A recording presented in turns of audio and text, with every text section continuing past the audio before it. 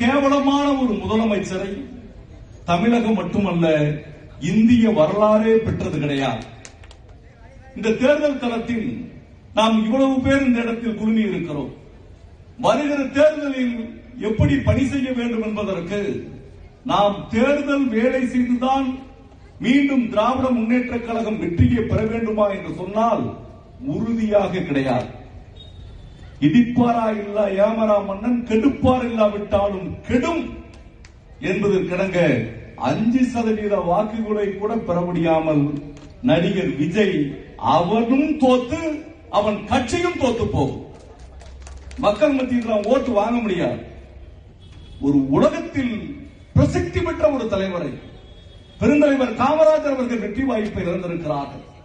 பெருந்தலைவர் காமராஜர் அவர்கள் வெற்றி வாய்ப்பை இழந்த போது ஐயா RS பாரதி அவர்கள் இந்திய எதிர்ப்பு போராட்டத்தில் தலைமை பொறுப்பை ஏற்று போராடிய காலகட்டத்தில் தான் பே. சீனிவாசனும் களத்தில் நின்றார். பே. சீனிவாசனுடைய வெற்றி பெருமையாக பேசப்பட்டது.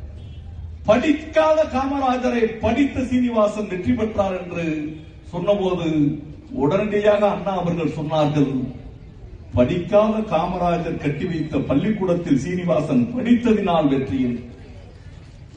நம்மளுக்கு எதிர்கட்சியாக இருந்தாலும் கூட திராவிட முன்னேற்ற கழகத்திற்கு பல்வேறு சோதனைகளை தந்திருந்தாலும் கூட மாண்புமிகு முன்னாள் தமிழ்நாடு முதலமைச்சர் ஜெயலலிதா அம்மையா அவர்கள் தேர்தலிலே தோற்று போன போது கூட, பர்கூரிலே தோற்று போன போது கூட சட்டமன்றத்திலே சுகமணம் இவ்வளவு பெரிய வெற்றியை பெற்றுவிட்டார் என்று பேசுகிற போது தலைவரிடம் கேட்டார்கள். செய்தியாளர்கள் சந்திப்பில் தலைவர் சொன்னார், யானையின் காலுக்குள் சென்ற ஒரு எறும்பு என்று நாசுக்காக தன்னுடைய கருத்தை முடித்துக் கொண்டார். பேரறிஞர் அண்ணா அவர்கள் வெற்றி வாய்ப்பை இழக்க போது கூட எதிரில் இருக்கக்கூடிய தலைவர்கள் தமிழினுடைய மானத்தை இந்தியாவினுடைய நாடாளுமன்றத்தில் கம்பீரமாக பேசிய தமிழினத்தினுடைய தலைவன் வெற்றி வாய்ப்பை இழந்திருக்கிறார் என்றுதான் எதிர்கட்சிகள் பேசியது. ஆனால் இந்த உலக நாட்டில் நான் தேடிக்கொண்டிருக்கிறேன், சட்டமன்றத்திலே உன் தகப்பனாரை என்று சொல்கிறானே, நான் கேட்கிறேன், மானங்கெட்ட தமிழ்நாட்டினுடைய முதலமைச்சர் உன்னை சட்டமன்றத்துக்குள்ள வச்சு பாத்துக்கிறோம்டா. நாங்க என்ன கோமாளி பையில நினைச்சுக்கிட்டு இருக்கிற சட்டமன்றத்தை பூட்டுவானா? பூட்டினா உனக்கு எலும்பு இருக்காது, ஒட்டச்சிட்டு தான் உன்னை அடிப்பு விடுவானா.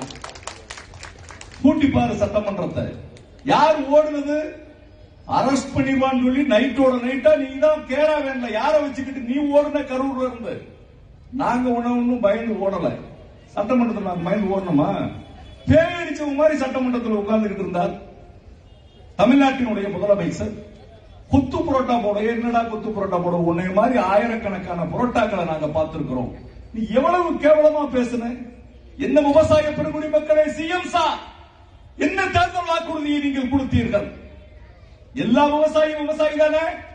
100 ஏக்கர் விவசாயம் பண்ற விவசாயி தான். 1 ஏக்கர் விவசாயம் பண்றவங்க அது என்ன 5 ஏக்கருக்கு தள்ளுபடி பண்ற, 5 கோடி நகைக்கு தள்ளுபடி பண்ற. மற்றவெல்லாம் சோத்துல கை வச்சாதான், சேத்துல கை வச்சாதான் நம்ம சோத்துல கை வைக்க முடியும். நாகப்பட்டினத்துல வெக்கம் இல்லாம பேசுறீங்க. 24,000 கோடியை நாங்க தள்ளுபடி பண்ணோம். 5 கோடி நகை தள்ளுபடி, 5 ஏக்கர் நிலத்துக்கு தள்ளுபடி, கூட்டுறவு கடன் தள்ளுபடி, சுய உதவி குழு கடன் தள்ளுபடி. எவ்வளவு கடன் பண்ணோம்?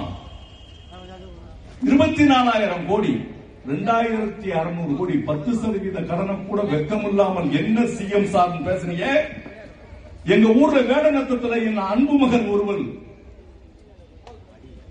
ஏதோ ஒரு சுயநினைவு இல்லாத ஒருத்தரால் கற்பழிக்கப்பட்டு அவள் இறந்து போய்விட்டால் இந்த இடத்துல என்ன பேசுறேன்? அதுதான் தமிழ்நாடு முழுவதும் எதிரொலித்தது. எங்களுடைய அமைச்சர் அதனால்தான் வெற்றி வாய்ப்பு இருந்தாங்க. நான் கேட்கிறேன், இன்னைக்கு தமிழ்நாட்டில் அந்த அன்பு மகளை போன்று 3 வயது குழந்தையில் இருந்து 95 வயது பாட்டி வரை உன்னுடைய ஆட்சியில் சுதந்திரமாக இங்கு யாரும் நடக்க முடியல. கோயில்பட்டியில கொலை, விளாத்திக்குளத்துல கொலை, தூத்துக்குடியில கொலை, இங்க இதுல திருநெல்வேலியில கொலை. எங்க ஊர்ல வடமலாபுரம் சொல்லி ஒரு ஊரியா, சத்துணவுல உங்கள கோஆர்டினேட்டரா வேலை பார்த்த அம்மா இப்பதான் ரிட்டையர்ட் ஆகி 3 மாசம் ஆயிருக்கு. பென்ஷன் பணத்தை எல்லாம் கொஞ்சம் கொடுத்து வச்சிருப்பீங்கன்னு நினைக்கிறேன். அப்படியே அவன் வீட்டுல கொலையை கண்டுபிடிக்கிறதுக்கு 10 நாள் ஆச்சு. அவன் தான் உண்மை குற்றவாளியா என்ன கண்டுபிடிக்க தெரியல. கொலை பண்ணிருக்கலாம் வீட்டுல. அரசாங்க ஊழியர்களே விஜய் ஆட்சியில உங்க பணத்தை, நீங்க டெபாசிட் பணத்தை, உங்களுடைய பிஎஃப் பணத்தை, உங்களுடைய சம்பளத்துல பிடித்தம் பண்ண பணத்தை, மொத்தமா கொடுக்கிற பணத்தை விஜய் ஆட்சி வர்ற வரைக்கும் நீங்க வேண்டாம்னு சொல்லிருங்க. இல்லட்டா உங்களை இந்த ஆட்சியில பாதுகாப்பு இல்லாமல் கொலை செய்வதற்கு அங்கங்க விஜய் கட்சிக்காரன் ரெடி ஆயிட்டான். நான் கேக்குறேன், நீ என்ன வழக்கு போட்டுருவ? வழக்கு போடுறேங்கிறான், மிரட்டுவேங்கிறான், எம்எல்ஏ விலை பேசுறேங்கிறான். இவனே என்னைய பிடிச்சுக்கோ, என்னைய பிடிச்சுக்கோ, என்னைய பிடிச்சுக்கோ, நான் வெற்றி கொண்டான் உங்களை கொண்டாலும் நாங்க பேச மாட்டோம். நாங்க எதிர்கட்சியா 5 வருஷம் இருக்கணும்னு நினைக்கிறீங்களா? மானக்கட்ட பையன், இவனுக்கு தகுதி இல்லாதவர்கள் இவங்களுடைய கட்சியில் இருக்கிறாங்க. அடுத்த நாள் இவன் என்ன செய்ய போறான்ற சிந்தனை யாருக்கு கிடையாது? முதலமைச்சருக்கு கிடையாது, அவங்களுடைய அமைச்சருக்கு கிடையாது. 2000 ரூபாய் ஐயர்கிட்ட பிடிக்கிறான். 2000 ரூபாய் அவன் காசு வாங்கிட்டான், ஐயர்கிட்ட பிடிக்கிறான்.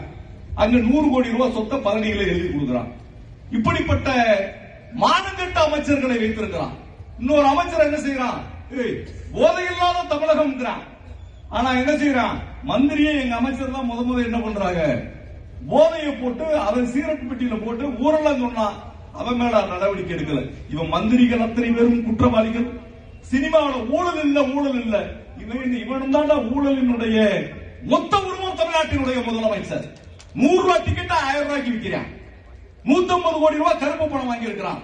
இவன் கூட 3 ரூபாய்க்கு பேப்பர்ல இன்னைக்கு சிவகாசியில பிரிண்ட் அடிக்கிற 10 பீசாவுக்கு பிரிண்ட் அடிக்கிறத 10 கோடி ரூபாய்க்கு பணம் சேர்த்து 5000 கோடி ரூபாய் கையிருப்பு வச்சிருக்கிறான். ஆக வருச்சுனா அவனுடைய மாமியாவுக்கு 5500 கோடி இருக்கு. இதெல்லாம் உங்க அப்பா கலைஞர் எப்படா பணம் வந்துச்சுன்னு கேட்கிறான். ஏவா வேலு வீட்டுல எப்படா பணம் வந்துச்சுன்னு கேட்கிறான். எங்க முதுபெரும் தலைவர் RS பாரதி எப்படா வெள்ளவேசி கட்டலாம்னு நினைக்கிறான். அட போடா விளக்கண்ண கவரிமான் மகிழ்நீப்பின் உயிரிழப்பில் கவரி மாற்றான். மயிருக்கு அவ்வளவு பெரிய அடையாளத்தை சொல்லிக் கொடுத்தாரு. இங்க RS பாரதியுடைய மயிலுக்கு சமட்டாங்க. உன்னால என்ன செய்ய முடியும்? எங்களுடைய தலைவர்களை அவமரியாதை படித்தால் உன்னை அடித்து விரட்டுவதற்கு நாங்கள் தயாராக இருக்கிறோம். திமுக எதை பற்றியும் கவலைப்பட்டாங்க. தனியா நின்று 860 ஓட்டுல கலைஞருங்க ஜெயிச்சிருக்காரு. அடுத்த தடவை 86,000 ஓட்டுல ஜெயிக்கணும் நம்ம திமுக. துரோகிகளை எல்லாம் பைக்குள்ள தூக்கி வச்சுட்டு போனா நம்ம எப்படி ஜெயிக்க முடியும்? வைகோ வாழ்நாள் ஃபுல்லா நெஞ்சமுள்ளா வச்சிருக்கான். யாரும் கோயில் பெட்டிக்காரன் கலிங்க பெட்டியில போய் தண்ணி கிண்ணியை குடிச்சிடாங்க, மருந்து கொடுத்து போடுவேன். இந்த மண்ணின் துரோகி, இந்த இனத்தின் துரோகி, தமிழினத்தின் துரோகி, உலக வரலாற்றில் உன்னை போன்று நீ வந்து யூதாசுக்கு சமம். உன்னை போன்று ஒரு துரோகி உலகத்திலே கிடையாது. அப்படிப்பட்ட வைகோ இந்த சோனியா காந்தி அம்மா மகன் ராகுல் காந்தி பப்புடுன்னு சொன்னாங்க. 37 சீட்டை வச்சிருக்க முடியாம இந்தியாவில் அனாதையாக விடப்பட்டவனை ஆறுதல் கூறி அரவணைத்த தங்க தலைவனை நீ அவமானப்பட்ட காங்கிரஸ் கட்சிக்காரன். இப்படி எல்லாம் எல்லா கட்சிக்காரரும் சேர்ந்து இவன் ஒத்த பயிலும் தேர்தல் வேலை பார்க்கல. திமுக காரன் தூங்காம நீ வேலை பார்த்ததுனால கலைஞரை நீ வெற்றி பெற வைத்திருக்கிறார். நாங்க சட்டமன்றத்தில் பாத்துக்கிறோம். இன்னைக்கு பேசணும்ன்றது நம்மன்றது கிடையாது. எந்த இடத்துல எது பேசினாலும் அடிப்போம். ஆனா திமுகவுக்குன்ற ஒரு உரம் இருக்கு. அதிமுக வழக்கு கடம்பூர் ராஜ் பாவம், நீங்க முஜராம 3 தடவை எம்எல்ஏ ஆயிட்டாரு, மாவட்ட செயலர் ஆயிட்டாரு, மந்திரி ஆயிட்டாரு. அவர் முஜராம தேர்தல் தோல்விக்கு பொறுப்பேற்று ராஜினாமா செஞ்சுட்டு கூட இருக்கலாம்.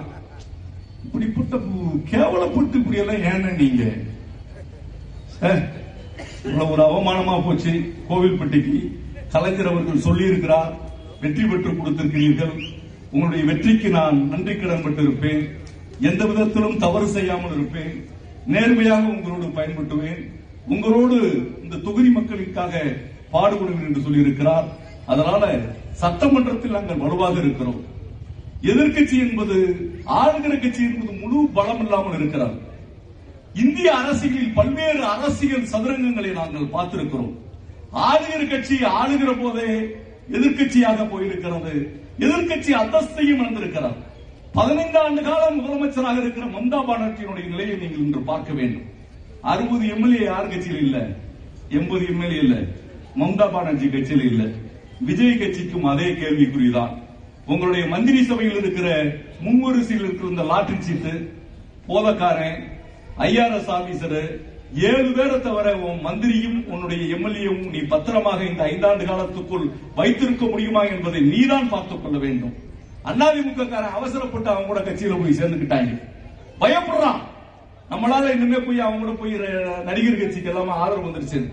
மக்கள் வேதனையோடு பார்த்துக் கொண்டிருக்கிறார்கள். வெற்றி திமுகவுக்கு. நாம் களத்தில் இல்லாமலேயே நம் களத்திற்கு வரும். நன்றி கூறி நிறைவு செய்கிறேன். வணக்கம்.